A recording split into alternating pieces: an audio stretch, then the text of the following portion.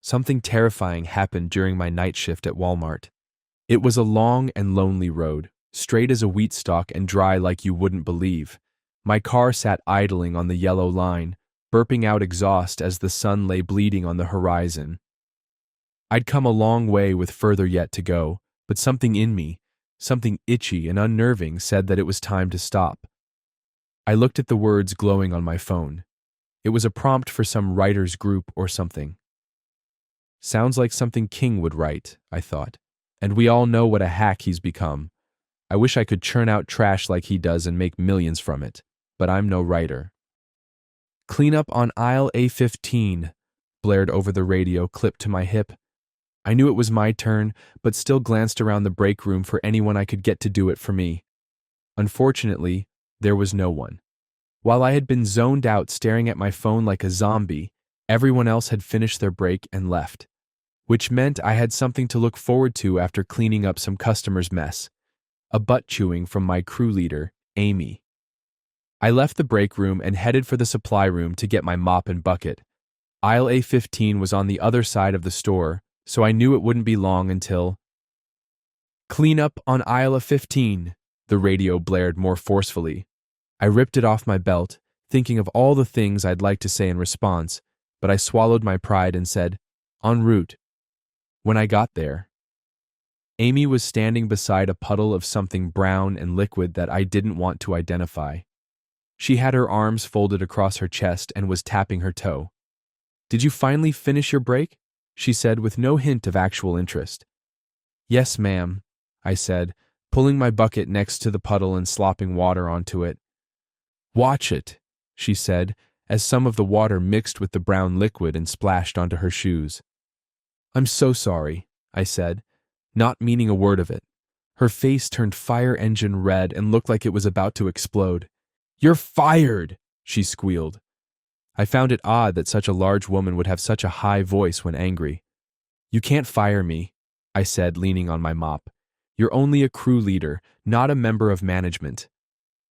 She opened her mouth to say something, then closed it as her face turned an even deeper shade of red.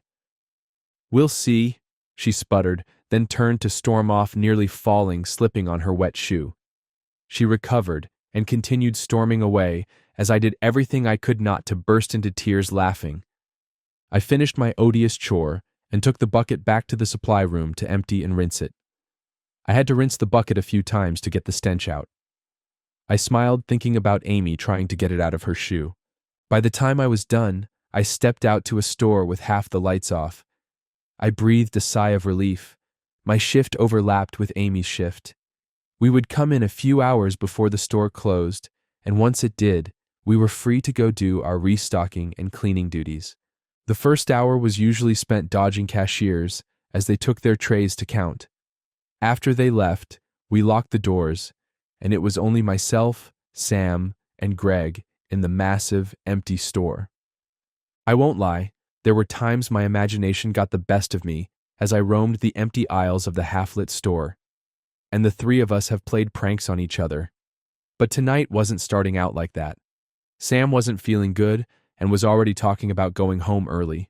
Greg was in his zone with his earbuds in, listening to creepy pastas as he stocked the shelves. I had just pulled my third skid out of the stockroom when something darted in front of me. I stopped so quickly that the pallet's forward momentum pushed me, nearly knocking me over. "Very funny, guys," I said into my radio. "You can knock it off now." "What are you talking about?" Sam said. "Whoever's hiding by the stockroom doors can come out now. I'm not falling for it." "I'm over in hardware and Greg is a few aisles down from me in automotive," Sam said. "Sure you are," I said. "Look over towards hardware," Sam said. As I did, I saw a beam of light flash up toward the dark part of the ceiling. "Did you see my light?" "Yes, I did," I said slowly, suddenly not wanting to turn the corner toward where the whatever it was had just disappeared. "What did you see?" Sam said. "Must have just been my imagination," I said, trying to convince myself as much as him. "Okay, you good?" "Yeah, no problem." I pulled my pallet jack forward slowly and peeked around the corner. Nothing was there except a seemingly endless aisle of shelves. I shook myself mentally for allowing myself to get spooked so easily, then pulled my pallet jack down the aisle past toys and into housewares. I forced myself to stare straight ahead and not glance down the aisles as I passed them. As I passed the last toy aisle, my pallet truck seemed to get heavier. It was as if one of the wheels was stuck on something. I stopped and went around the back to check the wheels. There, sitting in the middle of the floor, was a large stuffed bear that was around 3 feet high. "Where did you come from, little guy?" I said. I didn't think it had been on my pallet, but I sat it on top to take to the display near the front of the store. As I made the turn towards the main aisle, I passed Sam heading back with an empty pallet. "Looks like I found a passenger," I said with a smile. "Who's that?" Sam said. "The little guy on top," I said, turning and pointing at the bear. Except the bear was gone. "What passenger?" Sam said. "He must have fallen off," I told myself. "Made you look," I said. Sam gave me an odd look, then a half-hearted chuckle. "Good one," he said, pulling his empty pallet back towards the stockroom. Once he was out of sight, I looked around for the bear, but it was nowhere to be found. I shrugged. Maybe it did just fall off. I pulled my pallet down the aisle toward a central spot where most of my merchandise was displayed. I pulled out my box cutter and sliced the plastic wrap open, then started the boring task of stocking the shelves. I found myself envious of Greg, having earbuds to listen to something. I would have to invest some of my hard-earned minimum wage money in a set to make this job less boring. As I loaded merchandise on the shelves, I heard a sound like something fell off a shelf. At first, I thought Greg had dropped something, but then it hit me. I hadn't seen Greg's pallet truck in the main aisle. I stepped out and looked up and down the main aisle. Nothing was there. Come to think of it, I hadn't heard Sam come back through with his next load either. Usually they load the pallets by section, so we work through the store methodically. I guess Sam's load was the exception. I went back to stocking shelves with an odd feeling in the back of my head. For some reason, I couldn't shake it. I felt very alone tonight. I wondered if someone was planning a prank on me. I really didn't mind. It helped the night go faster. I eventually finished my pallet and decided to go back to the stockroom the long way and find the other guys. If they were planning something, maybe I could catch them in the act. I was halfway around to the front of the store when I saw a pallet that was only half empty. I looked around but didn't see anyone. I shrugged it off and went past when I noticed drops of red on the white floor. They led from the pallet down another aisle. I followed the trail only to find a massive puddle of red and Greg laying motionless in the middle of it. For a split second, I froze. Panic gripped me until I remembered who was laying there. This was the guy who set up a costume that made it look like he had been decapitated last Halloween, complete with fake spraying blood. I remember how angry Amy had been when he sprayed her. It was the best Halloween ever. Her threatening to fire us was just the icing on the cake. "Have fun cleaning that up," I said, as I turned away from the still body and went back to my pallet. I steered it around the mess so I wouldn't spread it any further. He better clean that up soon, I thought. Before it stains the floor, that might actually get him fired if Amy finds out. On my way back to the stockroom, I heard footsteps. They weren't loud. I could tell someone was trying to sneak up on me, but being quiet about it. I could just envision Greg tiptoeing behind me to jump out of an aisle, covered in fake blood, and scare me. That would be so awesome if I was watching it happen to someone else, but I was a little annoyed. Greg's little prank was getting us further behind in our stocking chores, which meant further behind in our cleaning chores. Not to mention that he had made a huge mess and I wasn't cleaning that up, even though the front was my assigned section for the night. I'd had enough. I stopped my pallet truck and whipped around only to catch a glimpse of someone dodging behind a rack of clothes. "All right, Greg," I said. "You got me." I'm so scared out of my mind right now. I looked at the floor and there was a faint line of red footprints, but they had faded like someone had followed for a while, and the red was wearing off with every step they took. Are you kidding me right now? I said. I'm done with this little prank. You're cleaning all those footprints up. I turned and dragged my pallet truck off at exasperated speed. Children, I mumbled angrily. I work with children. I reached the stockroom and kicked the doors open, making them smack against the wall loudly. I don't care. Maybe Greg will get it that I'm pissed and knock this crap off. I drove my pallet truck into the next pallet, but it wouldn't go.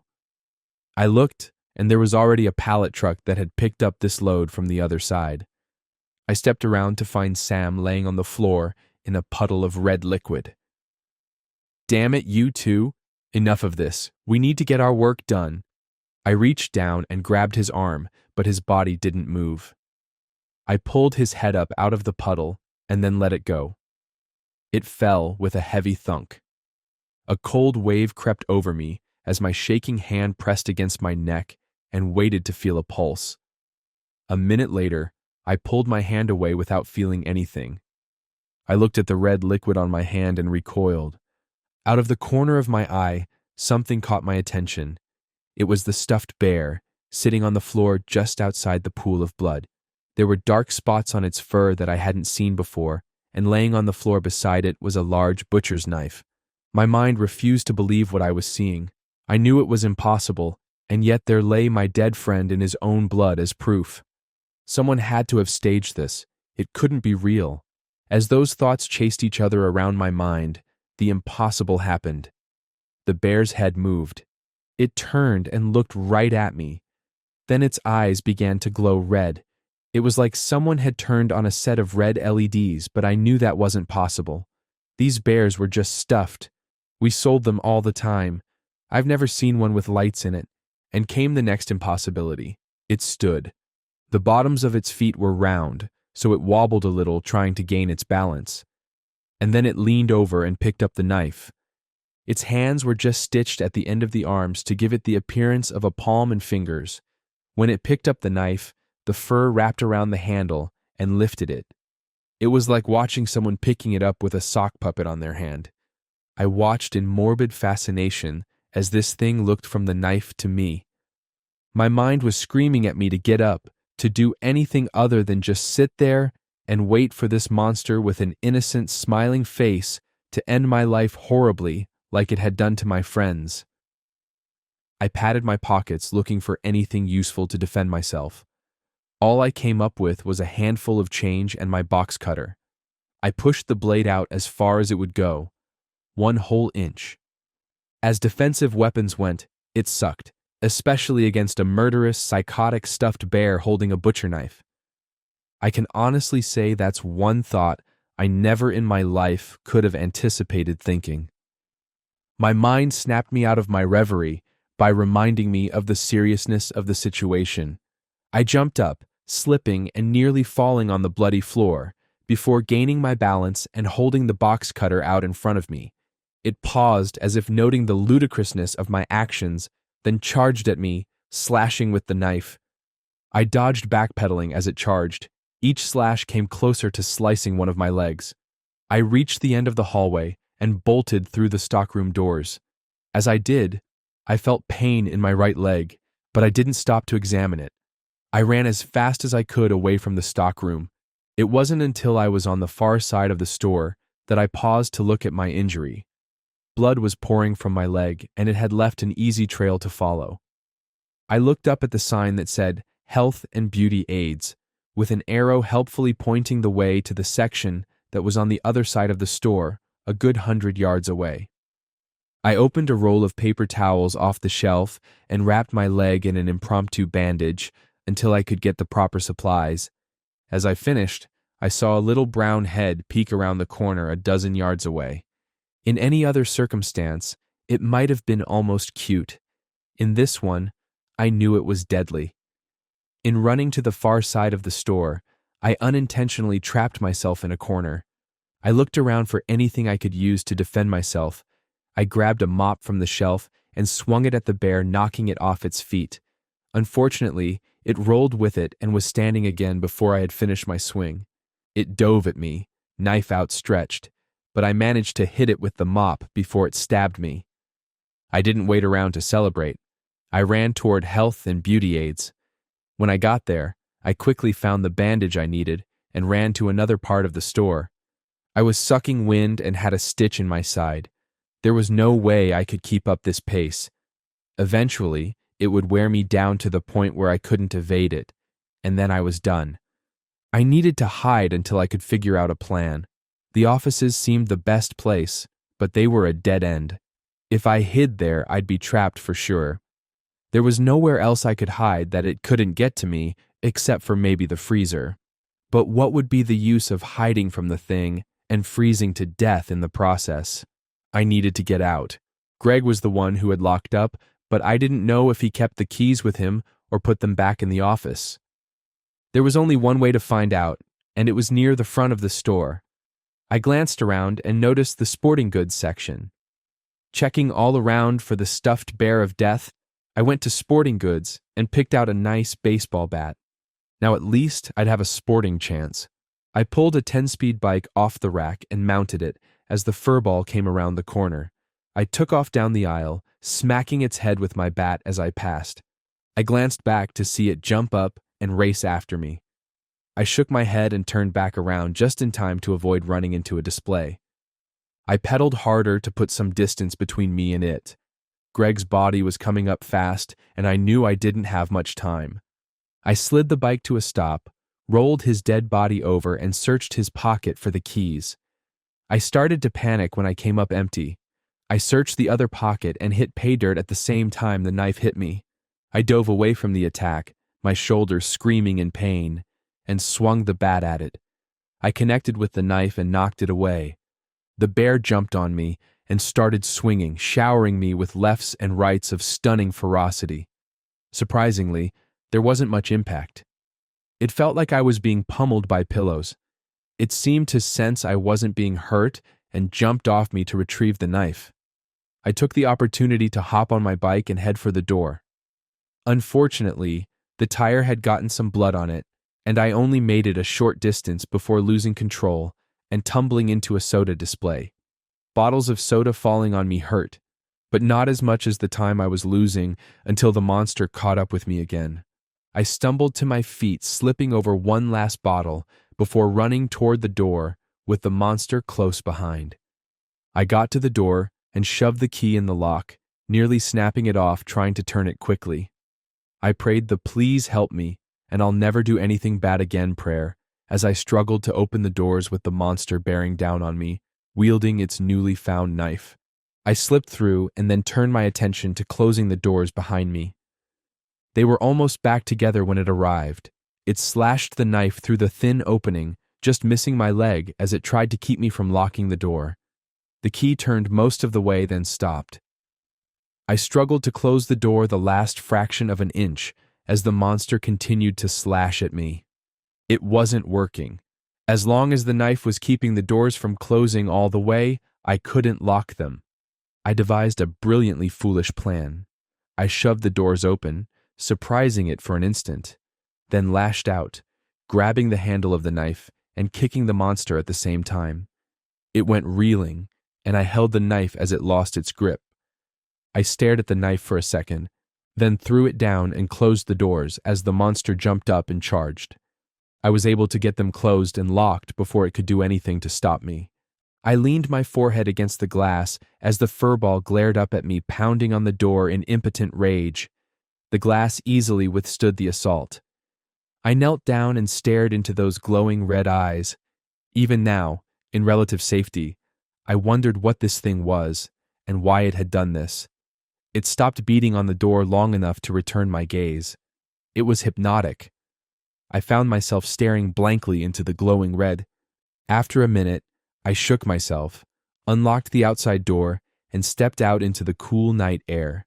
I took a deep breath, feeling safer than I had, but also having my world seem a little more frightening, knowing that such things existed and that no one would believe me. I checked my injuries as I limped over to the employee section of the parking lot, which was, of course, the farthest away from the store. As I opened my car, I noticed there were 3 other cars still parked there. Sam and Greg's cars would be hauled out eventually. I mourned the loss of my friends and wondered if I would be blamed for their deaths. At the moment, I was too tired to care about the future further than going home and going to bed. I didn't even think about calling the cops. One last night's sleep in my bed was all I wanted. Then my eyes fell on the third car. It was Amy's. She should have been gone hours ago, and yet here she was, sitting in her car. I limped up to see if everything was okay. The closer I got, I could see she had her eyes closed, but her mouth was moving. I could hear a soft murmur like she was humming a tune or something. I tapped on the window and her eyes shot open so quickly that I took a half step back. She looked at me and her face turned from calm to sheer terror. She started her car and sped out of the parking lot, nearly running over my foot in the process. I thought about her odd behavior as I collapsed into my car and started the engine. I drove in front of the store and looked in through the doors to find the bear laying down in front of them. I stopped the car and got out. I opened both doors and went in to look at the bear. I poked it with my foot and it didn't move. I rolled it over and looked into its eyes. They were brown. In fact, the only reminder of the horror that this thing had inflicted was the dark spots on its fur. My mind started adding up all the things that led to the impossible. It couldn't be real, but then after everything else that went on tonight, I was pretty low on skepticism. I picked up the knife and stuck it in my waistband. Then I reached for the bear slowly and cautiously. I lifted it, watching its eyes for any hint of red, then carried it out and put it in the trunk of my car. I pulled out my phone and looked up Amy's address and drove to her house. I parked across the street where I wouldn't be noticed and got out. I looked up and down the street and saw no one moving. Checking my watch, it was 2:30 in the morning. I opened the trunk and lifted the bear, noticing the eyes had just a hint of red.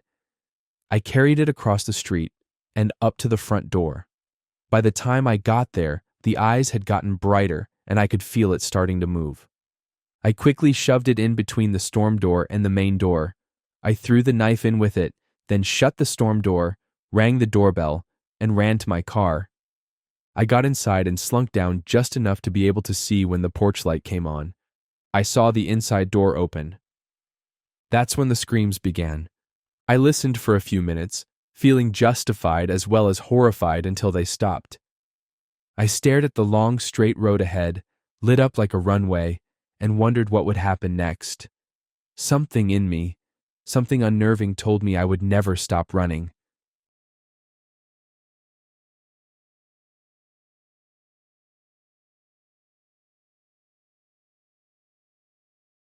I worked the night shift at a hospital. There was a list of strange rules. Having to spend your nights awake and your days asleep is not made for everyone. This hasn't been a problem for me as a kid since I never managed to fall asleep at night and ended up sleeping during class. I lost count of how many times I woke up to my teacher shouting my name and my classmates staring at me. When I turned 16, I had to start thinking about what career I wanted to pursue. Because I usually am wide awake at night, I figured I could become a security guard who works the night shift. I look intimidating as I am tall and often go to the gym, so my sole appearance would tell people not to try and mess with me. Although, in fact, I'm not as tough and strong as I look. That being said, it appears my experience in the field has led me to quite a unique job opportunity. My boss approached me and asked if I was interested in guarding a hospital for 3 days. He mentioned the job would pay exceptionally well compared to my previous jobs, as it requires experience and a trustworthy person. The opportunity of working in a hospital has not yet been offered to me during my time working here, and it seemed like quite the challenge. If I managed to fulfill the job as expected, it might also result in a salary increase. I accepted the offer wholeheartedly, as declining would be foolish. I remember my boss looking relieved upon hearing my response. Supposedly, he struggled to find any other security guards willing to take on the job. "You will start next week on Thursday. Make sure to be there before 10 p.m., he said, shaking my hand. I shook his hand with a huge smile on my face, ecstatic to get started. "You bet, sir." In the days leading up to the assignment, I guarded a few uneventful shifts at various places, such as a university and a McDonald's. I was happy, however, when the day of the unique opportunity arrived. Not wanting to be late, I drove to the hospital around 8 p.m. It's only a 30-minute ride, but you never know what might happen. I also figured getting to know the place wasn't such a bad idea. I mean, how am I supposed to guard a building I don't know the layout of? I didn't want to screw this up, as it pays me 3 times what I usually make. It was surprisingly busy on the road, which led me to arrive at the hospital around 8:40 p.m. I got out of my car and made my way to the front door. The building seemed medieval, as it was made from bricks and had this Romanesque charm. The building wasn't big. In fact, it's rather small. From the outside, it seemed the building has 3 floors with short hallways. I pushed the front door open and greeted the lady at the counter. Her smile radiated a welcoming, soothing feeling, easing me of any nerves in an instant. "Hello, I believe I was hired for the night shift at this hospital. I'm a bit early, though. I was supposed to start 10 p.m. "What's your name, darling?" she asked, maintaining her inviting smile. "I'm Jake," I replied confidently. She started typing on the PC in front of her, seemingly checking whether I was speaking the truth. I mean, you never can be too sure. Some crazy people would pretend to be a night shift security guard. "Is your boss Michael?" "Yes, ma'am." "All right. One of the other security guards will be here shortly to explain the procedures. Would you like a cup of coffee in the meantime?" "I would love a cup of coffee. Could it be black?" I asked with a grateful face. She chuckled and left to get me my coffee. A few minutes later, she returned with a cup of coffee. It tasted amazing, unlike I've tasted before. Everything seemed to fall right in line, because a security guard approached me right as I finished my coffee. The security guard looked at me with skeptical eyes, judging my appearance before saying, "You must be the security guard, huh?" I didn't expect someone so young to show up for the job, but that doesn't matter if you do as I say. I got out of my chair and held out my hand to shake his hand. "Nice to meet you, sir. I assume you will be showing me around?" I asked confidently. I was always taught that it's important to look confident, even though you might not feel confident, as it leaves a positive impression on the people you work for. However, the security guard in front of me, 6'7" and quite the physique, made it difficult for me to not feel intimidated. "Follow me," he ordered. I followed him and we made our way to the security room. He proceeded to show me how the cameras operate and gave me a tour around the building. He told me some basic security rules which I've heard too many times. "Oh, there's one last thing," he mentioned as he was leaving. "You see that paper on the desk? Read it. It contains a list of rules that you must follow. If you don't, we'll know. I hope you are professional enough to take them seriously and follow them, no matter how bizarre they might seem." I looked at him dumbfounded, but swiftly regained my composure and assured him I would follow the rules.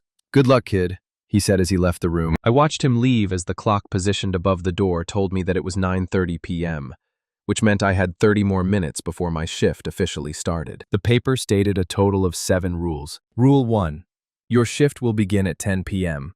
Make sure that you are inside the security room by that time. From 10:15 p.m. until 11 p.m., you are required to patrol the building to ensure that no individuals are present. If you encounter anyone, kindly ask them to leave. Rule 2. Somewhere between 11 p.m. to 3 a.m., a young woman could appear, knocking on the front door asking to see her husband. Ignore her completely and pretend she isn't there until she goes away. Rule 3. Ensure that the lights inside the intensive care unit remain on throughout your shift.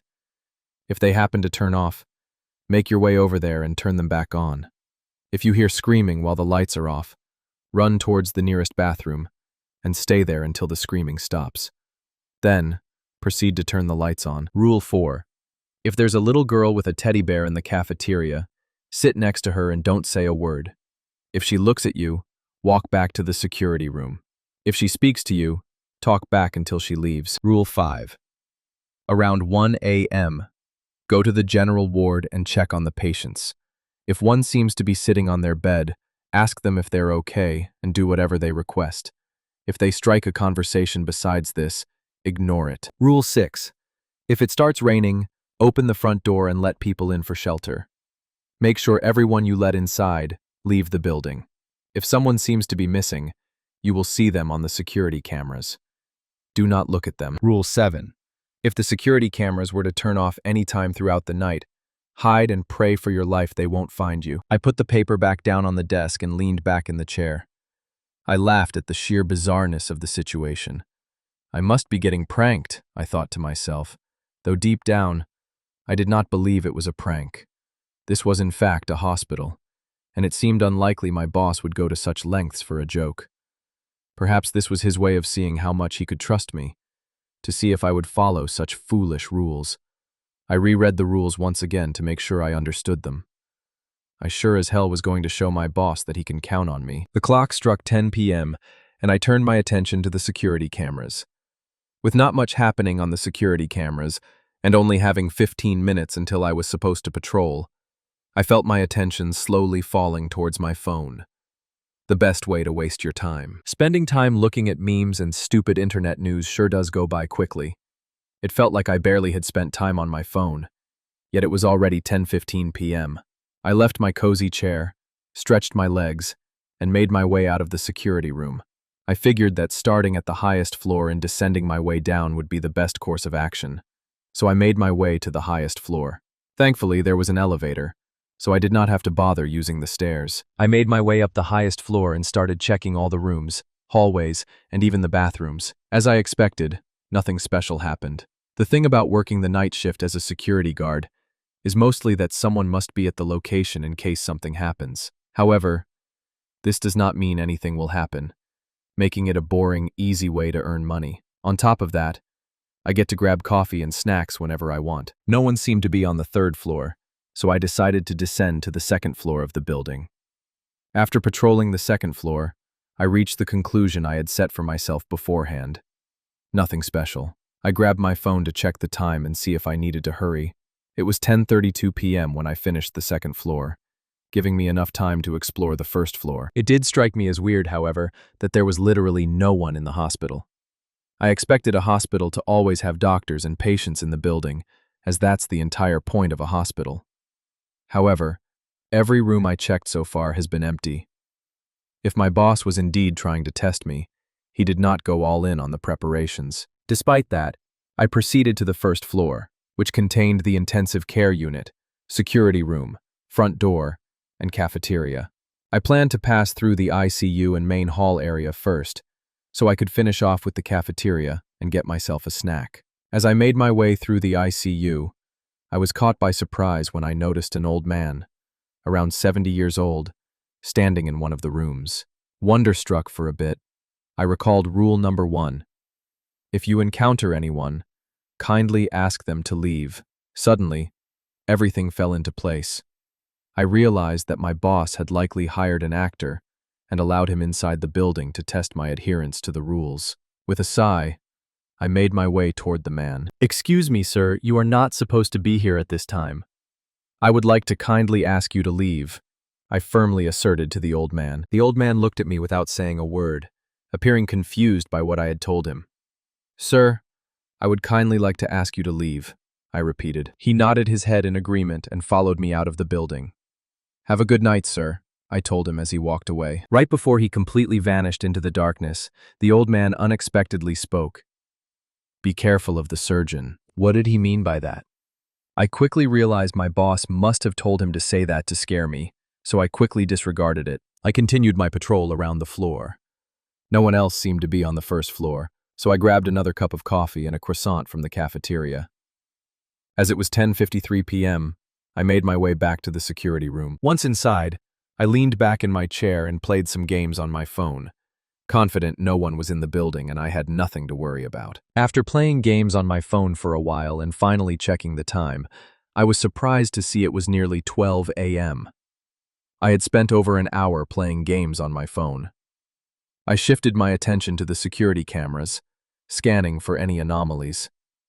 My heart skipped a beat as I noticed the lights of the ICU were switched off. I cursed at myself for not paying attention, as I had no idea how long the lights had been switched off, and the rule stated to turn them on as soon as possible. I got out of the security room to turn on the lights. As I walked towards the ICU, I froze in my steps. The sound of people screaming was deafening. I was baffled by the situation, unsure if my boss would have gone this far just to see how far I would follow the rules. The agony in the screams was noticeable and raised my anxiety. That's when I heard a door open and close, followed by footsteps making their way towards my location. Without hesitation, I bolted to the bathroom on the first floor and locked myself in one of the toilets. I tried to gather my composure and make sense of the situation I found myself in. I couldn't seem to understand how it was possible for anyone to even be in the building. Their screams of agony felt so realistic that it left no room to think this was staged by my boss. Those screams were real. Before I could fully reclaim my composure, the bathroom door swung open, and the same footsteps I heard before walked inside. I tried to stay as silent as possible, not knowing if the person had a weapon. For a second, the silence was deafening, until the person started whispering a song to himself. "Welcome to the hospital. Welcome to the hospital. You can come, but you can't go. Welcome to the hospital. Welcome to the hospital," he murmured, as he knocked on the doors of every bathroom stall. I jumped when he knocked on mine, the sound noticeably louder than with the others. Through the gap beneath the door, I could see his feet on the other side, completely motionless. "Is anyone there?" he said with a deranged tone. "Open up. Don't be shy," he continued. My heart pounded in my chest as I held on to the silence. I remained frozen, praying he would soon leave me alone so I could get the hell out of here. The man persisted, knocking on the door as an attempt to gain any reaction out of me. "Come on, Jake. I need your help with something," he cried out desperately. I felt my blood turn cold at the sound of him mentioning my name, unsure as to how he could have known it. I stayed still and did not make a sound. After a couple of minutes, he gave up and walked out of the bathroom. Right before he left, one more sentence left his mouth. "See you soon, Jake." I did not leave the bathroom for another 10 minutes until the screaming had finally stopped. I unlocked the bathroom stall I was in and slowly opened the door that led towards the main hall, making sure no one was in sight. I exited the bathroom and slowly made my way to the ICU to turn the lights back on. Right after I turned the lights on, I ran towards the security room, as it suddenly felt like the only safe place in the building. As I let myself fall into the cozy chair, I looked at the time displayed on my phone, which indicated 12:51 a.m. Still full of adrenaline of what had just happened, I quickly reread all the rules to see if I had acted the way I was supposed to. Thankfully, that was the case. As I got to Rule 5, I was given a lovely reminder to check up on the patients around 1 a.m. and fulfill any wishes they had. Though I was not too sure if I was ready for another endeavor, I was more afraid of what might happen if I don't oblige to the rules. Despite, during my patrol I did not see anyone in the patient rooms, so how could there be anyone? I made my way up the stairs, this time reluctant to use the elevator, feeling like it might stop working. Besides, it's only one floor, so I might as well use the stairs. As I stepped on the second floor, my heartbeat started increasing slightly, as I did not know to expect. As I made my way to the patients, I started to hear excessive coughing from one of the rooms. I decided to go past the rooms one by one, to make sure I did not skip any of them. As I peered into the first room, hoping to see nothing except an empty room, I was disappointed. In the bed laid an old woman, apparently sleeping. She had 2 tubes inside her nostrils and a needle in her arm. This is when I realized, I hate the sight of people in these conditions. In every room were patients who seemed either extremely sick or extremely wounded. Whilst making my way throughout the hallway, the coughing sound became louder as I slowly made my way towards the source. Of course, it was in the last room. In case it was that maniac in the bathroom from before, I'd have to run the farthest. All the other patients were sleeping. As I made my way to the last and final room, I took a deep breath before walking in. Despite my nervousness, I stepped into the doorway and looked at the man. The man was sitting on the bed, elbow in front of his mouth and coughing like he had been the past few minutes. When he noticed me, he tried to speak. "Wa-te-air," he muttered, trying to stop his coughing. For a second, I was caught off guard. This guy seemed to be an actual patient. I even felt pity for him. I couldn't imagine what it'd be like for him. I quickly ran down to the cafeteria to grab a cup of water and bring it to him. As he saw me standing in the doorway, his hand signaled me to come closer and hand him the cup of water. I walked towards him and handed it to him. He drank it so fast I figured he had beaten a world record. He collapsed on his bed and thankfully stopped coughing. "Thank you," he exclaimed. "No problem, man.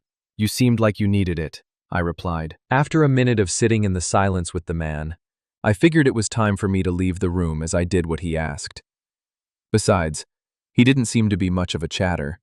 He was just happy to have had his water. As I made my way to the door and wanted to grab the handle, he spoke. "Where are you going?" "Come sit with me, my friend." A chill went down my spine as I heard him speak. His entire tone changed from before, and he sounded serious. I slowly turned my head back to him, realizing I had no choice but to do what he asked. I sat down next to him on the bed. "What's up?" I tried to say confidently, but failing in doing so. "I'm not going to hurt you, son. I appreciate you helping me. You see, the surgeon stuffed a can of cinnamon down my throat, which led me to be unable to breathe.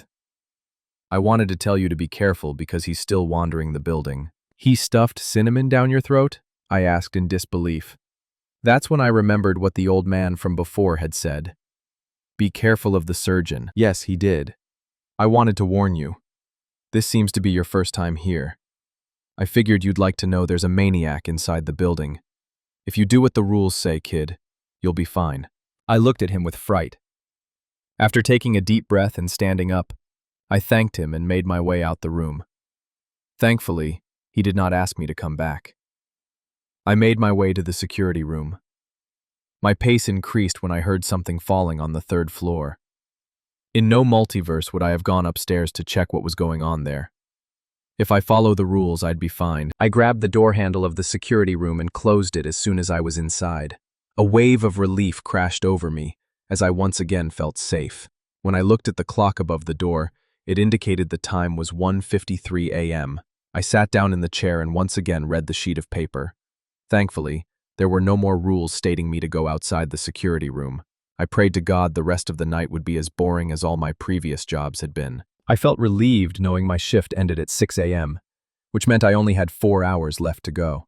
I could tell the events that occurred this eventful night had taken a toll on my energy, as I felt quite exhausted. Whilst staring at the security cameras, I felt my eyelids slowly closing, and my mind drifting away. I fell asleep in the chair, completely forgetting about where I even was to begin with. I woke up around 2:45 a.m. and gave my body and mind some time to adjust to reality, as I had no clue where I was when I woke up. After a short while, I came back to my senses when I realized I was in the middle of a night shift. Awake, though still feeling the effects of waking up, I made my way to the cafeteria to grab myself a cup of coffee. I figured it'd help me stay awake for the rest of the night. I walked into the empty cafeteria and made my way to the coffee machine. I watched the coffee pour into my cup, entertained by the sight of it. As I turned around to go back to the security room, I jumped and spilled the coffee all over my suit. Although no one was in the cafeteria when I walked in, there now was a little girl sitting at one of the tables. Unsure of what the rules exactly said about this occurrence, I tried my best to remember the rules. My train of thought was interrupted once I noticed the little girl had turned around and was now staring at me. She had a small white skirt and a pink t-shirt, and blonde curly hair going just as far as her shoulders. In her hand she held a teddy bear with buttons as eyes, except one of the eyes was hanging on by a thread. She looked at me without any expression on her face, making me feel uncomfortable and uncertain as to what I should do. All I could remember from the rules is that I had to sit next to her. Though I was reluctant and not entirely sure, I felt like it was the safest course of action. In the end, it was only a little girl. I sat next to her, her eyes intently staring at mine. She did not say a word for a long time, and I felt extremely uncomfortable, unsure of when I could leave. That is when she started giggling, covering her mouth with one hand, while still holding her teddy bear with the other. "You forgot the rules," she said in a frightening and teasing tone. I looked at her confused, thinking I had remembered them correctly. She could see the panicked look in my eyes, enjoying the sight of it. "Want to play hide and seek?" she excitedly asked. "I'll count to 60, and then we will look for you. ... I did not bother to ask who "we" was. She looked at me like a kid looks at candy in a candy store. I ran to the security room, leaving my coffee next to the little girl. As I ran away, I could hear her counting. 1, 2, 3, forever with me you'll be. 4, 5, 6, In the darkness, you'll cease to exist. I locked myself in the security room and quickly grabbed the rules as I reread Rule 4. If there's a little girl with a teddy bear in the cafeteria, sit next to her and don't say a word. If she looks at you, walk back to the security room. If she speaks to you, talk back until she leaves. My throat turned dry as I realized my mistake. As I realized I had broken one of the rules, I remembered her mentioning hide and seek. That's when suddenly, all the security cameras turned off. Rule 7. If the security cameras were to turn off any time throughout the night, hide and pray for your life they won't find you. I completely lost it as I did not know what to expect nor where to hide. All I knew is that the security room was too obvious for me to stay in, as there's no way I could escape from here. Overtaken by adrenaline, it felt like my body was moving on its own. I reached for the front door and frantically tried to open it. The door didn't budge, no matter how hard I kicked. 52, 53, 54, 55. Prepare to run for your life. The little girl sang from inside the cafeteria, despite feeling mentally overwhelmed, making me feel dizzy and close to passing out. My body had gotten a mind of its own. I ran up the stairs to the second floor, to the room of the patient I had given a cup of water. I opened the door to his room, only to see he was no longer there. That did not matter to me at that point, however, as I just wanted to find a proper hiding spot. By the time I was inside the room, I could already hear the little girl frantically laughing and singing as she had counted to 60. Unsure of how long I had left before she would be coming to this room, I decided I had to hide as soon as possible. I looked around the room for any suitable hiding spots, but there seemed to be none.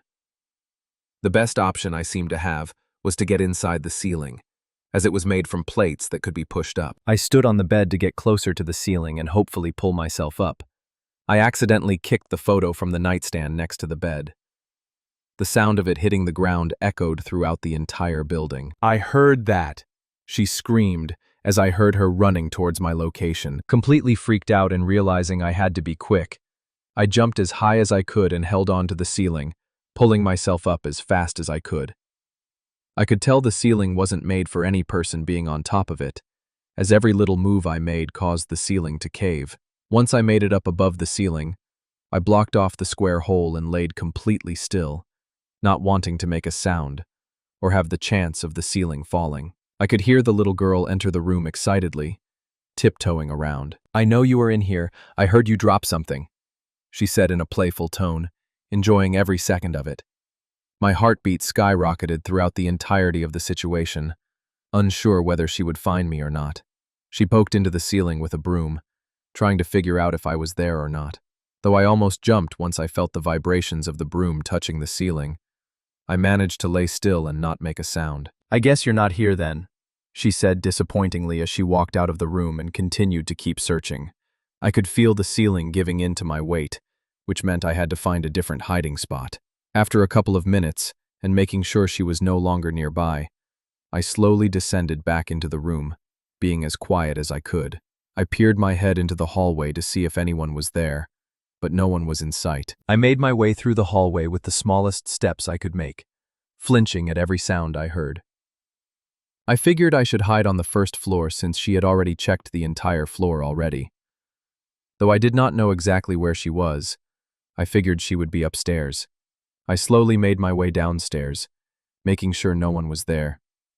As I heard her shoes touching the floor above me, I knew I was safe to walk on the first floor for a while. This seemed to be a horrible conclusion because the moment I turned the corner, I could see the silhouette of a man standing near the ICU. I could see his face turn to me. I quickly jumped behind the wall, hoping he had not seen me. "What is a patient of mine doing out of his room so late?" the man asked. Realizing I did not have long before he would be here, I had two options. My first option was to go back upstairs and hope I would not encounter the girl, and maybe find a hiding spot there. The second option was to run to the bathroom once again in hopes I'd be safe there. I didn't like either of those options, as I felt either of them would lead to me getting caught. Though I did not feel like I had the time to go back upstairs at all, I quickly ran towards the bathroom. Right before I wanted to enter the bathroom, I noticed the janitor's closet right underneath the stairs. Feeling like it's my best chance of survival, I opened the door and hid myself behind a container and a pile of trash bags. "Come on now, I need to inspect your organs," the man proclaimed as I heard him open the bathroom door. His voice sounded familiar, but at first, I did not seem to understand why. That was until he finished searching the bathroom. "You were smart enough to hide somewhere else this time. I'm impressed you are not as stupid as you look," he said as I realized who he was. The guy sounded exactly like the maniac I had encountered before. My blood froze to the fact that he knew where I was all along. He opened the janitor closet and looked around for a bit, but decided it was too small for someone to hide in. So he closed it soon after, leaving me in utter darkness, horrified to do anything. I stayed in there for the rest of the night, not getting out until I knew it was completely safe. I could hear a drill, followed by a man screaming in agony. The man, who I assumed was the surgeon, laughed maniacally. I grabbed my phone to see how long I had left until the nightmare was over. 5:45 a.m. Only 15 minutes left until the staff of the hospital would come in for their daily shift. I just had to hold on for a little bit longer. I ended up falling asleep in the closet, feeling completely hopeless and defeated, exhausted from the night I had witnessed. I was woken up by a kind old man who seemed to be the janitor, who seemed surprised to see a security guard hiding behind his equipment. "Rough night?" he asked, though he knew the answer based on my expression. "It's over. You can come out now." I got back on my feet and walked back into the hallway. The hospital looks completely different during the day than it does at night. Instead of being unsettling, it seemed like a nice place. I thanked the janitor for his kindness and got the hell out of that place. I drove home and collapsed on my bed. I still could not comprehend what I had witnessed. It all felt like a fever dream. I told my boss I was sick and did not bother to answer his phone calls. After a week, I returned to my regular, uneventful shifts. Though the boredom might be horrible, I do not mind it at all. In the end, anything is better than having to spend the night in that hospital.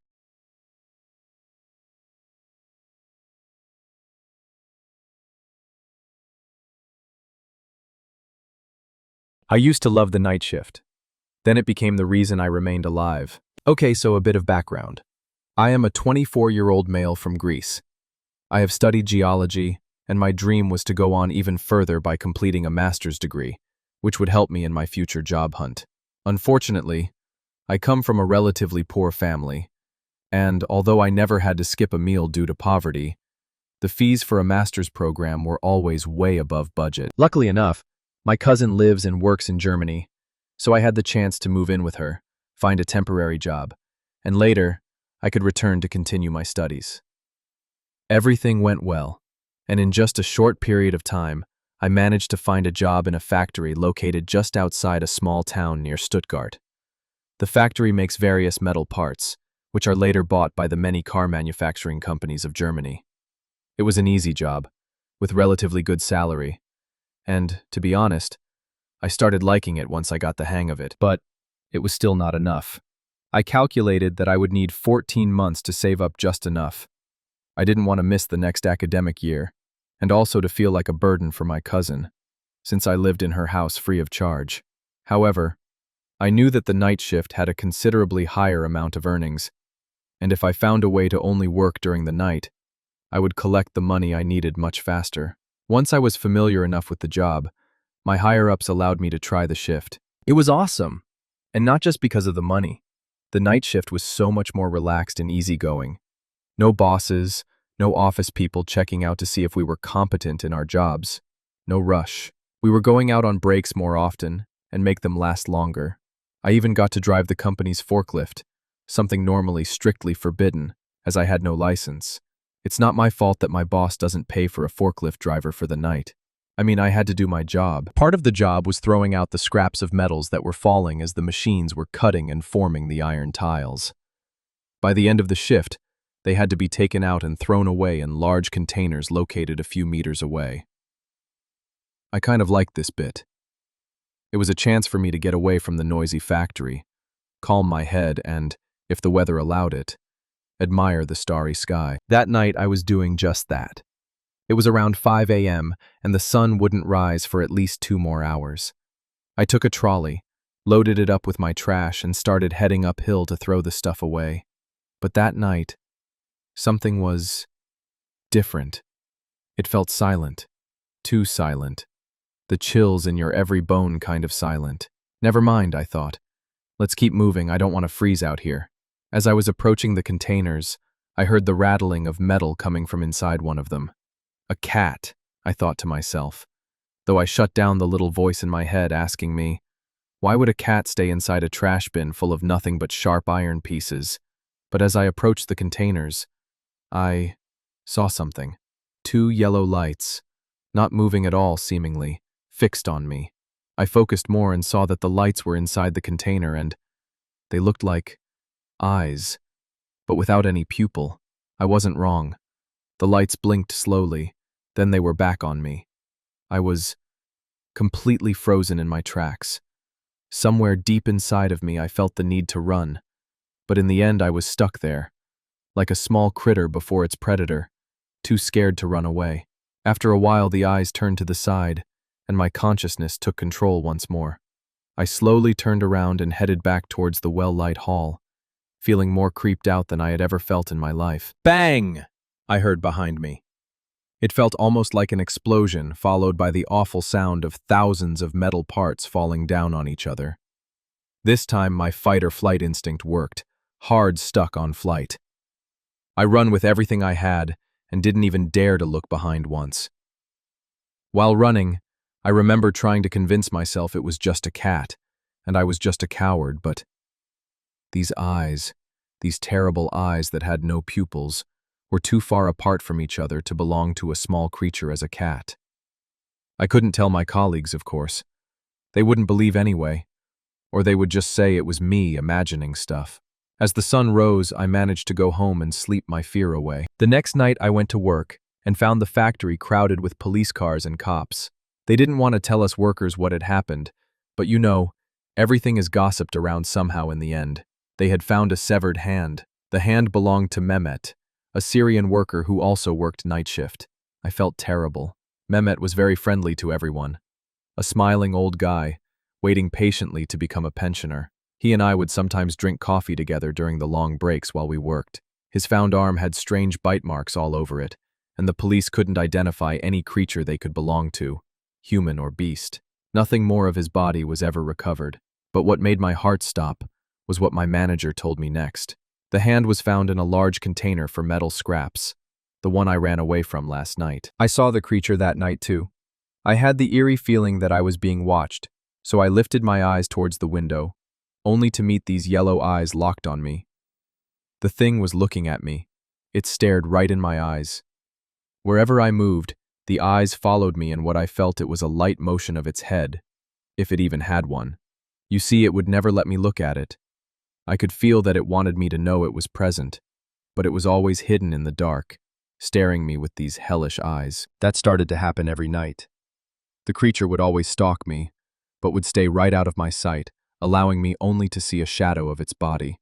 I tried telling people about this, but they just thought I was burning out because of only working the nights. I couldn't concentrate anymore. I did mistakes in my job, broke expensive tools, and almost cost the life of one of my colleagues in what would be a horrible accident. I got fired after that. I didn't say the truth to my cousin from fear of disappointing her. I told her I needed some vacation, so I booked the earliest flight back home and lied to her about returning soon. In the plane, I tried to understand what was going on and why was the creature behaving like that. I knew that it wouldn't attack me during the day, since I never saw it in daylight, and that I was safe, as long as I was close to lights and other people. But then, why does it keep haunting me then? That moment I had a flashback to when I was playing with my dog.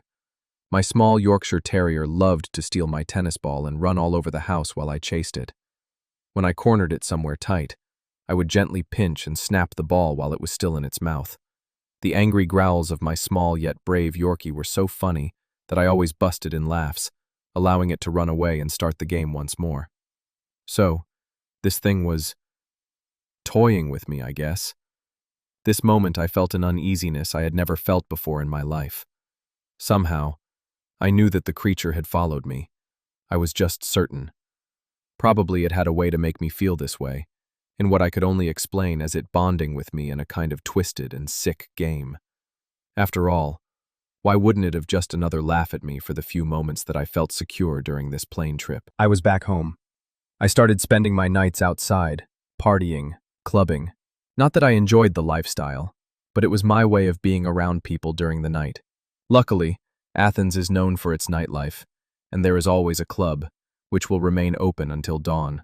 In a club like this, I found a job as a waiter, hoping that would be enough to keep me safe. Guess I was born to work only for the night shift, I joked to myself. Of course, my mom was infuriated with the career I chose, and me throwing all my old dreams out of the window, but she would never understand that this was my only hope to survive. Every evening I would go to the club before sunset, just in time to see the lights opening to welcome the first clients. What the others couldn't notice were the 2 yellow lights just outside reach, which seemed to be lit up automatically every night. When the party started, it would always be the same. The creature would be there, watching my every move, its demon eyes following my every move, never looking at anyone else but me.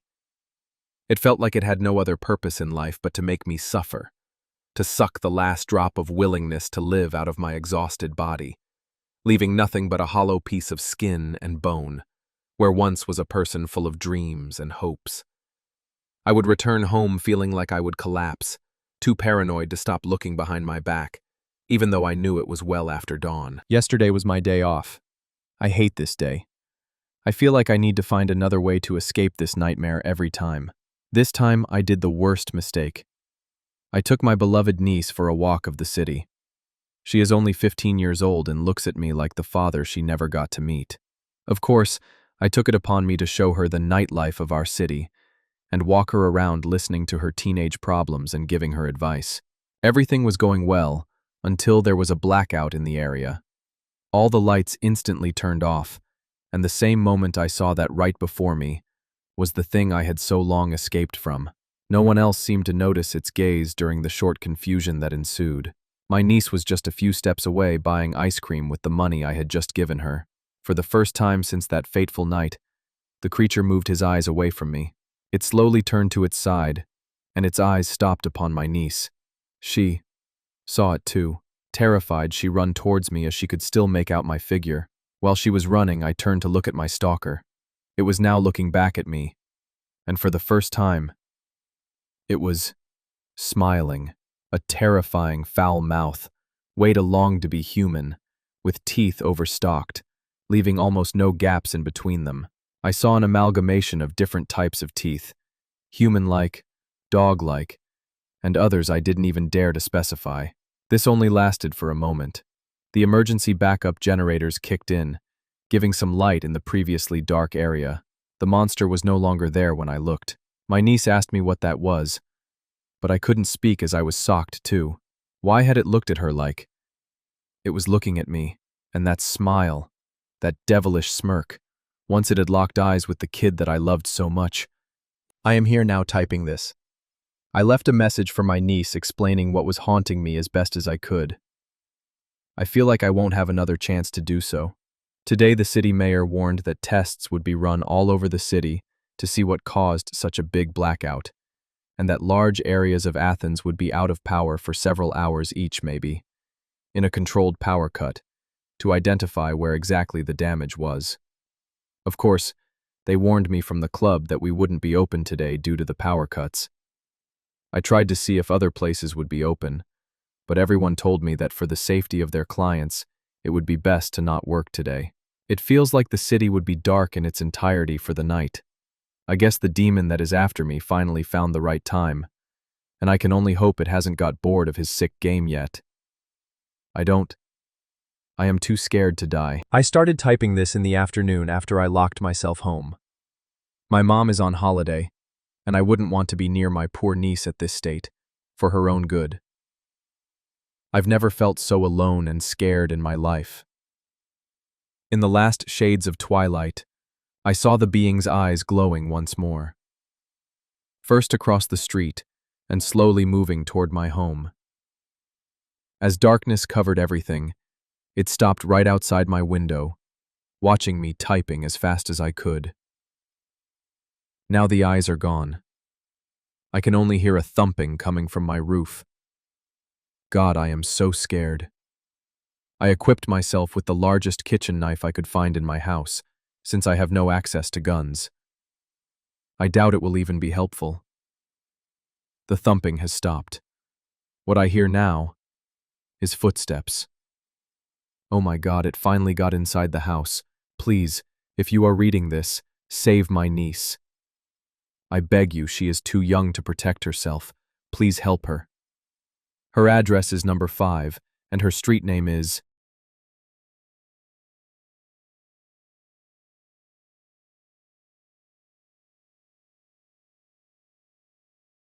People go missing on the night shift. She tried to save me. It was my first night shift. Working extra at a gas station is pretty far from every boy's dream, but it pays the bills. I was hell-bent on not having another opportunity slip out of my hands because of money. One small investment and a move to Minneapolis, and I would have had a 6-figure salary. But I just couldn't find the funds. So there I was, stocking the shelves at a gas station. Money is money, and there's plenty of future to go around, I figured. I'd worked a few day shifts before, so I knew the place well enough. However, I'd never been left alone for the night shift before. This was the first time I'd be completely unsupervised. Jada, my supervisor, was about to take off for the night. She kept repeating the same instructions over and over. Then again, this place had huge turnover. Maybe she honestly forgot I wasn't that new. No phones, she urged. If you got a slow night, make yourself useful. Nod and smile. I decided to get the worst tasks out of the way early. Cleaning the bathroom, restocking the freezers, taking out the trash, checking the receipt rolls, watering the plants. Took me about an hour. It wasn't even midnight yet, and I was pretty much done for the night. I considered mopping the floor, but I figured I could save that for later. I'd been useful enough. I was on my 4th game of teamfight tactics when I realized I'd forgotten my name tag. No big deal, really, but figured I might as well fetch it. The manager's office was usually locked, but tonight I had the keys to it. I opened the door and started going through the drawers. Didn't take long to find the name tags. There was an entire box of them. At first I thought they were all blanks. But as I started going through them, I realized they were all previous employees. Sure, this place had high turnover, but this? We were talking 100 people, easy. This was ridiculous. I admit, this is where I started asking myself some questions. During the day shift, there was always someone new. Someone being trained or interviewed. I had only been there for about a week, and I was already feeling like a veteran. The only people who seemed to be regulars were the managers, Jada, Kennedy, and Alicia. They seemed decent enough. So why were so many people quitting? As I got back behind the register, I realized there was a customer outside, literally just outside the door. I waved at them. There was something off. They were just standing there, but they were so close that the automated doors should have opened, and yet, the door remained closed. It was a man, late 30s, scraggly beard, rough red shirt, bit of a chunky look with sunken, bloodshot eyes and a natural frown. He just stared at me. I waved at him again, but I got no response. "Can I help you?" I called out. Nothing. Not a blink. I pulled out a chair and sat down. The man stayed outside, looking in. I tried not to think about it, but it was bothering me. I couldn't see his car anywhere on the cameras, and he didn't seem to want anything. I couldn't tell if he was on drugs or just being weird. I gave him a few minutes, but he just stood there. Finally, I got up from my chair. "Sir, I'm gonna have to ask you to leave." He didn't seem to listen. He was a bit shorter than me, but he had a good 50 pounds on me. He'd be trouble in a brawl. "I don't want to call the police," I said. "Can I help you, sir?" I pulled out my phone and held it up for him to see. I dialed the number and held it up for him to see, but still, nothing. Then, my phone rang. Unknown caller. It was just past midnight. Without letting the unnerving man out of my sight, I took the call. "Yeah?" I answered. "Please don't hang up," a voice on the other end said. "You're in danger, and I can help." I was getting nervous. I wandered back and forth, watching those bloodshot eyes follow me. "Who is this?" I asked. "I'm Angie," the voice responded. "I used to work there. Same shift, same managers. I wanted to warn you." I'd seen an Angie tag in the box earlier, maybe even several. She sounded young and nervous as all hell. "In a few hours, something terrible is going to happen," she continued. "And if you're not out by then, You might as well be dead. What are you talking about? Look outside! I'd been looking outside this entire time, but I'd been entirely focused on this one man outside the front door. From across the road, I could see more people. About a dozen, lumbering out of the woods. I need you to leave, she said. Just walk out. Nothing will happen if you just walk away. Nothing will come for you. Who are these people? What's gonna happen? I don't know what. Look, she interrupted. It is perfectly simple. Just walk out the door. Something in me screamed for me not to do it. That I shouldn't step outside and walk past these people. They felt malicious, and I couldn't put my finger on why. Still, I stepped up to the door. Leaving seemed like the obvious choice. Strangely, it didn't open. It won't open, I said. Hold on. They want to keep you in there. They don't want you to leave. They want you to stay and die. Die? I asked. What do you mean? I stopped my pacing. Something was wrong. Was I locked in? Tell me exactly what is about to happen, I demanded. Something is in there with you, Angie sighed. It could be 5 minutes. It could be a few hours. But that thing, in there, is coming for you. And what thing are we talking about? The man with the bloodshot eyes had 2 people joining him. A young man with a grotesque overbite and a young woman who could easily be mistaken for a child. All of them stared at me with the same broken eyes and rough clothes. They stopped, inches short of the front door. It doesn't have a name, Angie said, but it'll leave you empty. It'll leave you like the people out front. But if I leave, I'll be okay? Yes, that's what I'm telling you. Hold on, I'll check the back. I hurried out back to the employee entrance. I pressed down the cold handle, and the door swung open. Outside were another group of 4 people. 2 young men, an older woman, and a girl no more than 16 years old. They all stared at me. I couldn't tell if they were drawn to me or the store. I stopped short of stepping through the door. Why do they come here? I asked Angie. They serve their master. They want the spoils. What spoils? What? I thought about it. She was talking about me. Right, I said, nodding to myself. I see. Are you at the back door? Are you there yet? Yeah, I'm here. Just walk out, she whispered. It's not too late. I was just about to walk out when a thought hit me. Why would they lock the front door but not the back? That didn't make any sense. If the purpose was to keep me here, they could easily barricade the back as well. Something didn't add up. The door's open, I said. Great, you can still make it. Why wouldn't they lock the back door, Angie? She hesitated, and there was a brief pause. If they're locking me in here to hurt me, why wouldn't they lock the back door? I repeated. I don't know, she said. But you have to trust me. They gave me the keys, Angie. They go everywhere. I can lock and unlock this door 100 times. What's going on? They don't usually do that. I closed the door and stepped back. 4 less pairs of eyes staring at me. Look, said Angie. I was the last person to leave. They fucked up. I found a spare key and got out before it was too late. Maybe they figured I'd warn you. Maybe they're trying to trick you. Sure, yeah, I chuckled. Convenient. I'm trying to help you, she cried out. Those things out there are to discourage you from going outside. They're harmless, but they're there to scare you. Can't you see it is all just a way for them to keep you in there? I got one person screaming at me to go outside, and no one telling me to stay. No locked doors, just plenty of fucking creeps staring at me. What am I supposed to believe? Fine, you want more proof? Call the police. Hang up and call them. I ended the call. There were 8 people out front by now, all gathering outside the front door. I couldn't tell if they were trying to get in, or if they were waiting for me to step out. I called the emergency services, only to be met with silence. Not even a dial tone, just a blank nothing. I tried a few more numbers. My mom, my friends.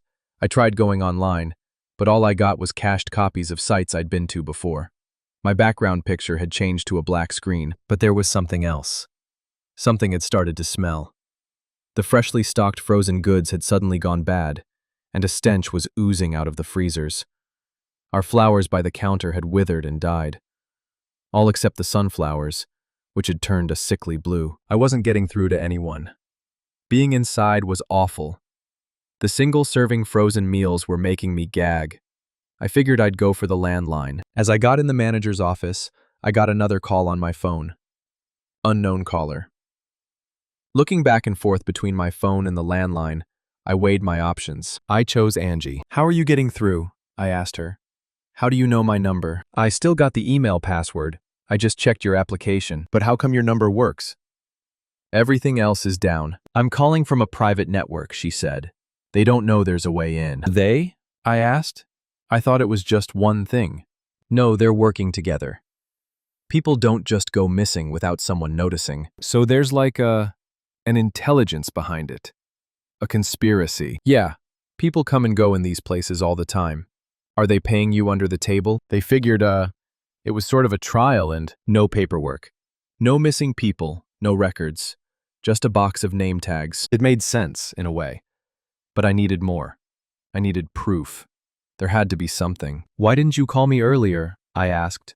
"You could have called me as soon as I got the job, or as soon as my shift started." "I had to make sure Jada wasn't around," she said.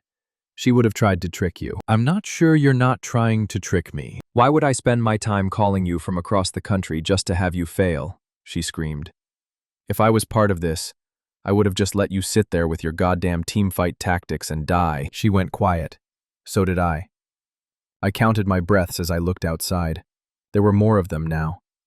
"How did you know what I was playing?" I asked. She didn't respond.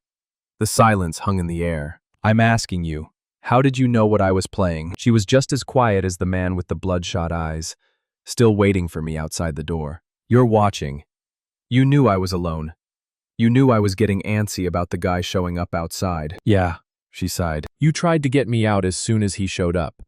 You tried to trick me before there were too many of them to scare me off." That's not," she sighed. I could hear heavy breathing. As I paced back and forth, I was getting ready to hang up. This was a trick. She was the one tricking me, clearly, trying to get me outside to join those things. "I know this looks bad," she said. "I know. I'm sorry. I'm honestly just trying to help you." This time I was the one keeping quiet. I walked up to the door, studying the people outside, blank stares, following my every move. I felt like a snake charmer, like they could snap out of it and tear me apart in the blink of an eye. As I said, I have the passwords for everything. I'm the only one who knows them. I just wanted to give you the best shot at getting out of there. I hoped they wouldn't come tonight, but as soon as they did, I had to do something." "You're not being honest with me." "I'm not lying. I'm just having a hard time explaining it. There's a lot of shit about this that all sounds completely insane. I don't want to throw you off the deep end." "Give it to me straight," I demanded. "Tell me what the fuck is coming for me." "It's not a thing. Like, not real. It's there, but it's just, I don't know how to explain it. It just steps through." "Steps through what?" "The world. The air. A ripple in time or something. It just steps in, and it's there. And then? Then it shoves some kind of mouth spike into your head and gargles up something inside." "A mouth spike? What the hell are you—" "Yes, a spike. And no, I mean, it goes into your mouth. It doesn't have a mouth of its own. It just goes into you and gone. Game over." I didn't know what to think. My mind was a jumbled mess, and I felt my pulse rising and falling. There were over 18 people outside in various states of disarray, all of them just staring at me. If I just stepped outside, I'd know for sure. "What does it look like? Does it—" The lights flickered. There was a loud hum, a buzz, and then an electric failure. One of the fluorescent lights burned out, while the others just slowly dimmed to nothing. This was real. It was make or break by this point. Something was happening. "The lights went out," I whispered. "Is this—" "Now!" Angie screamed. "Get out, now!" I ran. I tripped and tumbled my way into the back room in complete darkness. I almost twisted my ankle as I bumped into the lunch table.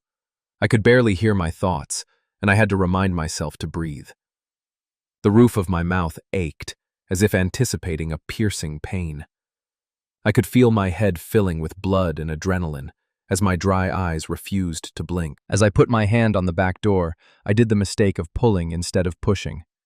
It took me 3 tries before a thought hit me. I couldn't see the sign on the door because of the darkness. In fact, I couldn't see anything. Nothing. "Angie?" I wheezed, putting my phone to my ear. "You there?" "Hurry!" she screamed. "You can make it!" "How did you see it?" "The thing was huge. It just—" "No, how did you—" You see it in complete darkness? You said the lights went out. It was right there. I can't even see the sign on the back door. How the hell did you see a spike? Look, and to add to that, how the hell do you know what it does with that spike? You've never seen the thing kill. You said you were the last one to work this shift, and the thing sure as hell didn't kill you. You're missing the point, It doesn't add up, Angie. None of this adds up. You couldn't have seen it, and there's no way for you to know how it kills. I stood there in the dark. I heard Angie panting on the other side, matching my breathing. You're lying to me, Angie. You're not trying to save me. She stopped breathing. For about a minute, it was just quiet. The call ended. A wave washed over me. I was either dead or saved. There was no in between. I was moments from finding out. Every little sound shook me.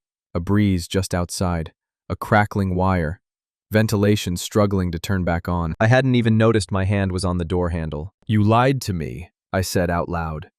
You did. I caught you. There was a sound coming from the other side of the door, a shuffling of feet. Yes, said Angie, from the other side of the door. I must have stood there for an hour until the power came back on. The people outside were gone. Angie was gone. My phone worked just fine, so I called everyone and just cried for help. The police found me locked in the bathroom in a full panic, and I barely even remember being escorted out. Cameras had picked up a mob gathering outside, but that was pretty much it. They couldn't be identified from the back of their heads. Jada and the other managers were called in, and they seemed genuinely surprised. I've since looked it up. 100 people starting and quitting their job in a place like that isn't uncommon. People come and go all the time. The managers honestly didn't know why people disappeared, it seems. Maybe this is just how things work. Or maybe there's more than one Angie out there, preying on short-term workers. And the front door? There was no conspiracy there. The thing just jams sometimes, some kind of trouble with the wiring. If I'd messed with it just a bit more, the thing could have kicked wide open. That broken door was the only thing that saved me from joining them that night. I would have walked right out as soon as Angie asked me to. I worked there for another 4 months, but just day shifts and weekends. The night shifts seemed to go off without a hitch, though. Maybe Angie and her friends moved on from an easy meal. I've saved up enough money for my move to Minneapolis, but I'd never forgive myself if I didn't put this into writing. Looking back at it, it feels surreal. There are things out there, things that want us to join them.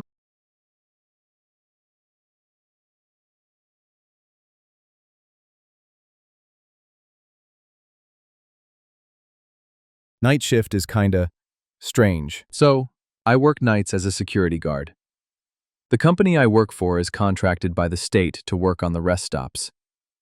I work for an older truck stop and welcome center built back in the 20s and was just upgraded to somewhat modern era. One night I was doing rounds at the top of the hour. It was around 3 a.m., and I was already feeling like I was being watched. I got through my first 3 stops with no problem. Nothing strange happened, and no one really was breaking any of our many rules, so I didn't have to wake anyone up or move any of the trucks or cars.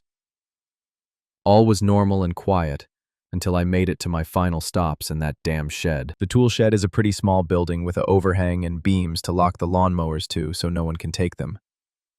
When I got to the door to check and see if it was locked and to make sure no one broke off the lock, I heard a loud slam on the garage door. It was a loud enough slam to cause the door itself to shake violently. After the slamming against the door, I heard the knob of the door that I was just holding started to shake like someone was trying to get out. I peered into the window and saw nothing in there. I called one of my coworkers working with me that night who had a key to open the door. The strangest thing happened while I was waiting for him. It normally takes about 15 minutes to go from one end of the property to the other on foot, about 5 by buggy. Before he got to me, all I heard was screaming bloody murder from the other side of the door. That's when the knocks and slams got louder. When my coworker got there, all the slams and knocks just randomly stopped. I told him what happened, and of course, he didn't believe me. When we went in, all we saw was tools scattered across the floor, and the lawnmower maintenance was working on was basically torn apart. Wheels across the floor, leaning against the wall, spark plugs smashed. Just everything looking like a tornado ran through the building. Keep in mind, we did inventory earlier that night and made sure the whole place was clean and nothing was broken. As we were about to turn and leave, We heard footsteps running out of the small building, and the door slam behind us. We ran out to check and shine our flashlights around the area and walk around the building, just to make sure nothing was there. All we saw was just a small rabbit running from us. It's common to see them around this area, but nothing out of the ordinary was around the area. We moved back inside and cleaned up the shop before sealing it again. My coworker and I decided not to share this story with our other coworkers out of fear of being ridiculed, but thought this would be nice to share here. I hope you enjoyed.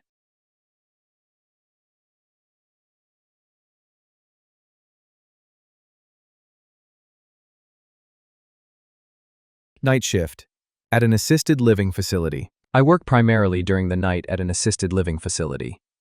If you're not too familiar with that term, we house mostly independent residents who primarily need help with activities of daily living. Currently at my facility, we have a couple people who need a little bit more care. Every 2-hour checks with continence care, transferring, etc. During my night shift, I do security rounds, med distribution, occasional laundry, and some resident checks. And I respond to any pull cords from residents' apartments. I work with someone who sits at the front desk and handles all the phone calls. I carry on my person a walkie-talkie and a pager that alerts me of any doors opening or pull cords from around the building. It's fall, which means the obligatory bale of hay and cornstalk are up in the lobby. It's a little tacky in my opinion. I start work at 10 p.m. and after shift change report, I check my email to see if anything new is happening in the community. One of the emails I receive is from our activities director. She is asking me to help get some decorations for our building. Our building was built around the 1940s as a farmhouse and bought by the current company in the 1970s for housing the elderly. When it was bought during the 70s, they kept most of the old farming equipment and used it for decoration. You can see where this is headed. The director wants me to go down to the basement, where we keep our decorations, and bring up some tools along with some ugly store-bought scarecrows. My security rounds usually end up taking me over there anyways, so I figured why not. I go down a long hallway and hang a right down another long hallway. This is the south side of the building, the older part. I walk past apartments towards another door leading downstairs to some of the original portion of the farmhouse. The hair on my neck stands up, and I feel a general unease as I'm walking. Before I reach the door, I hear a low moan. A low, deep moan. I scratch my neck and carry on. Elderly tend to make noises, especially when it's quiet and when you're alone. I open the door and head down some stairs. This shit better not be heavy. I swing open the door that leads to 2 storage rooms and 2 apartments that open up to the garden. I love how unique this is. These are the only 2 apartments that have direct outside access into our garden. One door has storage for the nursing department, for odds and ends that requires to punch in a key code. On my security check, I have to make sure this door is locked and closed. It is. Good. Straight across is a door that opens with a key. This is where bigger decorations, our emergency water, random furniture, and other stuff. This storage area also leads directly outside. I unlock the door and turn on the light. I see a giant harrow. I had to look it up on Wikipedia. It's a big, spiky instrument that helps break and smooth out the soil. Looks pretty damn heavy. No way I'm carrying that upstairs. I also see a scythe, some small sickles, a horse-drawn plow, shovels, and a rake. I guess I'm going to have to make multiple trips. I pick up the lame-looking scarecrows and sickles and begin my trek out and up the stairs and back down the hallway. When I reach the top of the stairs, my walkie-talkie is making some fuzzy sounds, along with some feedback intermixed into it. With my hands full, I just try and ignore it as I open the door and make my way down the hallway. A couple of feet as I'm walking, the noises stop, and this sound comes across. It was this breathy, huh, huh, huh sound, like someone trying to breathe or something. As suddenly as it was on, it turned silent. Occasionally, our walkie-talkies pick up from other frequencies, but nothing quite like this. I head towards the front desk, which is situated in the north side of the building. This lobby was first built in the 1970s. I set all the stuff I'm carrying down by the front desk and walk over there. My coworker is doing some homework. I ask him if he heard anything strange over the walkie-talkie. He shook his head and said no. I described to him what happened. We decided I'll get a new one to carry with me. I head back to get more decorations. As I'm close to the door leading downstairs, my pager goes off. I look at it. It says South Building Closet. We have pull cords situated every so often throughout the building. This one is right outside the housekeeping closet, which is right behind me. Did I snag my keys or my walkie-talkie/pager on it? I whip around and head towards it to reset it by flipping the lever up. I head again towards the door and down towards the basement. I unlock the door to storage and head in. I flip on the light and immediately notice something strange. The scythe is missing. Did I knock it down somewhere? Is my brain playing tricks on me? I don't see it, so I gather up what else I can carry and head back up the stairs.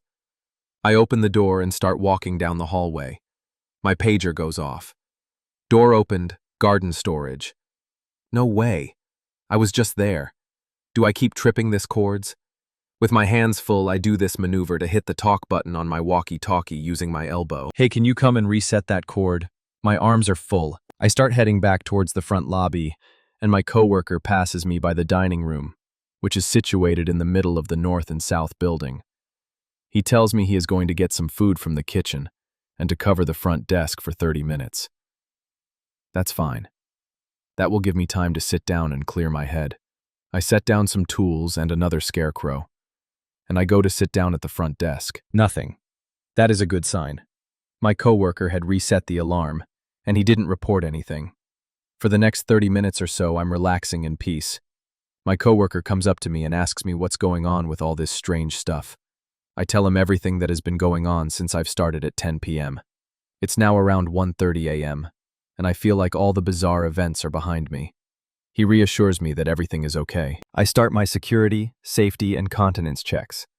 I take the elevator in the north building to the 4th floor. I enter a resident's apartment close to the stairwell. I assist the resident with continence care, and I head out the apartment. I enter the stairwell and begin my descent to the 3rd floor. I'm walking slowly and cautiously, and as I hit the landing, I hear something. It sounds like a scraping sound, like something being dragged across the carpet. The sound is coming below the stairwell by the 3rd floor entrance. This is why I do security rounds. Sometimes residents get confused during the night and wander around. I breathe easily and head towards the sound. As soon as my foot hits the last step towards the 3rd floor door, the sound stops. It was right in front of me, but it stopped. And there was no movement behind the door or even the door opening. I approach the opening of the door and slowly turn the handle. I peer down the hallway and don't see a single thing.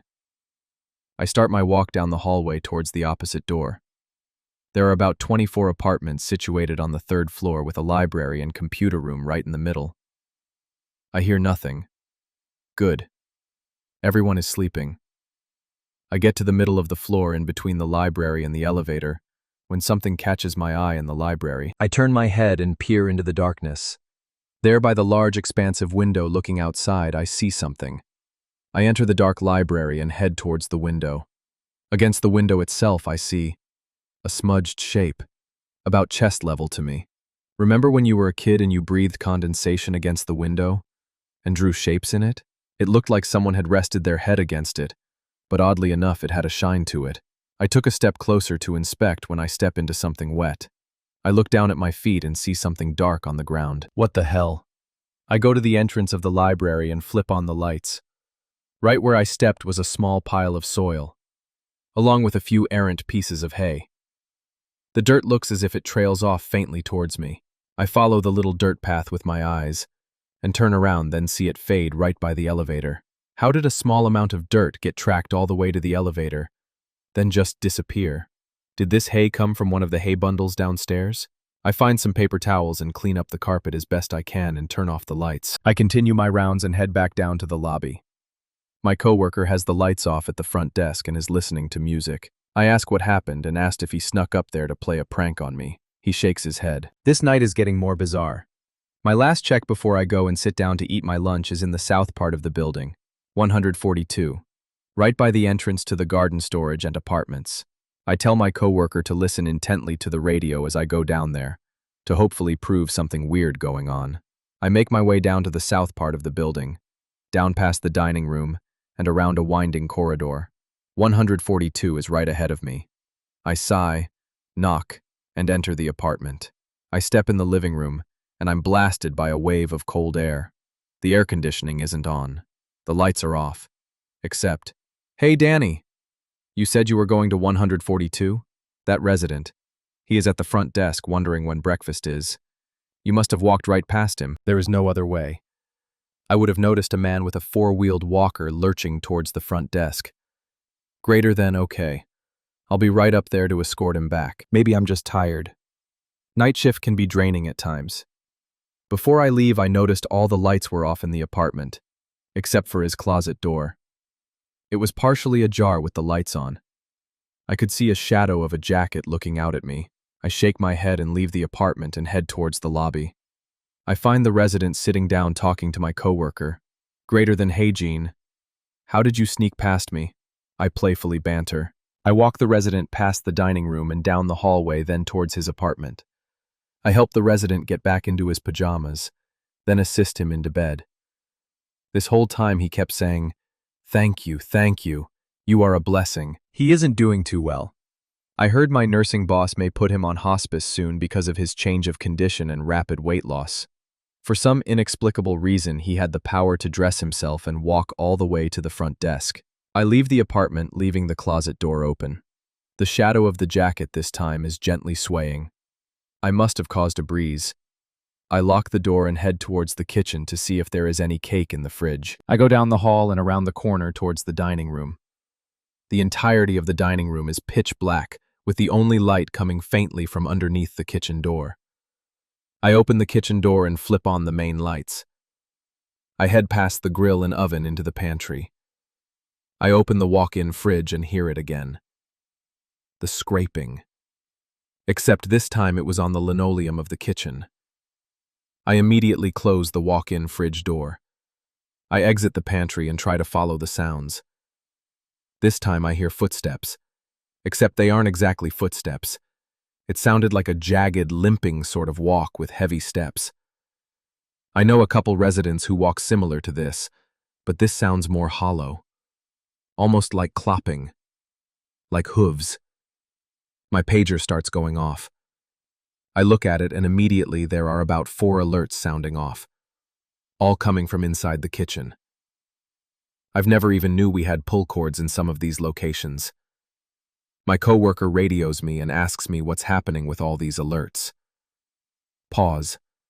Mid-sentence, he cuts off. "Are you trying to prank me now? Why are you up grunting and dragging furniture around up here?" I go around the kitchen and reset all the alarms, then hurry my way to the front desk. The coworker looks at me with wide eyes. I'm out of breath. I see what he is staring at. The 3 bales of hay that were stacked haphazardly now formed a U shape. I tilt my head, still trying to catch my breath. 10 minutes had gone by as my coworker and I tried to piece together what has been happening, when suddenly my pager and his make the sound of about a dozen alarms going off simultaneously. I pick up my pager and the entire screen is filled with alerts. Blinking. All coming from 142. Fuck this. I straight up start running towards the south building trying to catch something. I unlock the door to the apartment. Enter it. I reset the cord by the entrance. I turn left and head towards the bedroom. I reset the cord by the bed. I enter the bathroom and reset the cord there. Wait. Where is Gene? He isn't in bed. I exit the bathroom and face the closet. The door is still partially ajar. The jacket now moving with great velocity like a swing. I squint my eyes and stare closer. A small dirt pile leading into the closet. Some hay stamped down into it. There is that sound.